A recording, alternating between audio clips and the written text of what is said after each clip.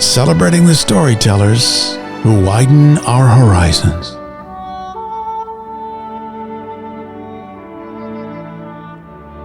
Authors on the Air. Imagine it's a beautiful day in August, summer day in New York City, and Central Park is just crowded with people having a great time. And all of a sudden, snow starts to fall. Central, I need emergency services, forthwith. Unit, what's the condition? Hazmat in Central Park. At least 10 people down. And people are looking, and then people start dropping.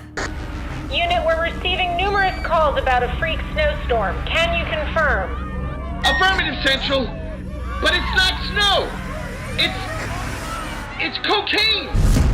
And up above, they see this helicopter with crop duster arms that go out 20 feet on each side, and someone is strafing this jewel in the center of New York City with cocaine.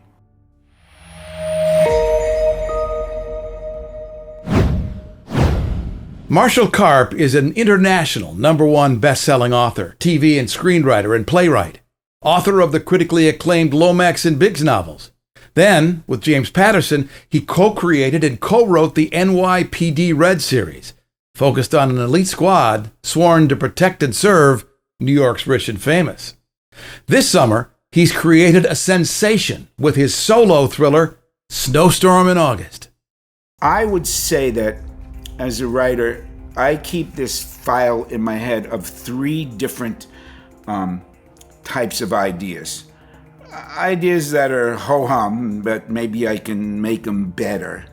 And ideas that are really good, maybe I can make them great. And ideas that are just off the wall amazing, but I don't know how to make it work in a book. So that helicopter was like, it was spinning around in my head for a long time.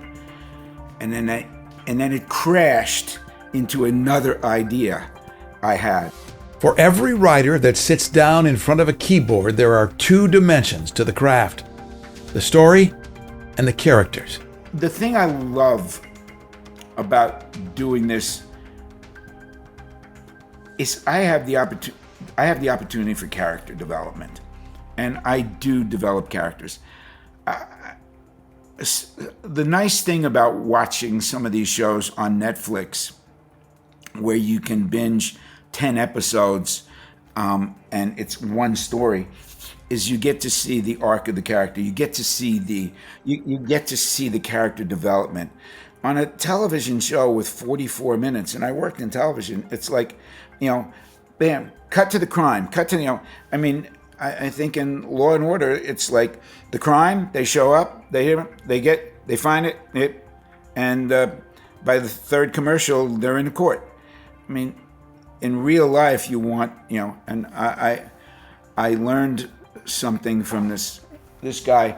I just wrote about it. This guy, Dick Dorso. He was a television legend. I think when I met him, he was 80, and he was going strong and playing tennis. And we were developing a half-hour sitcom for CBS. Now, this guy had developed Gilligan's Island, so he was really smart, and he taught me so much. And one of the things he said to me is, do you know why people watch the same show week in, week out, while other shows crash and burn? I said, no. He said, characters. Because people enjoy the predictable, emotional experience that they get from spending 30 minutes or 60 minutes with that character. Think about who you want to have lunch with and you look forward to, and think about, oh God, I got to go there again. Honey, do we have to go there again? Didn't we see them last leap year?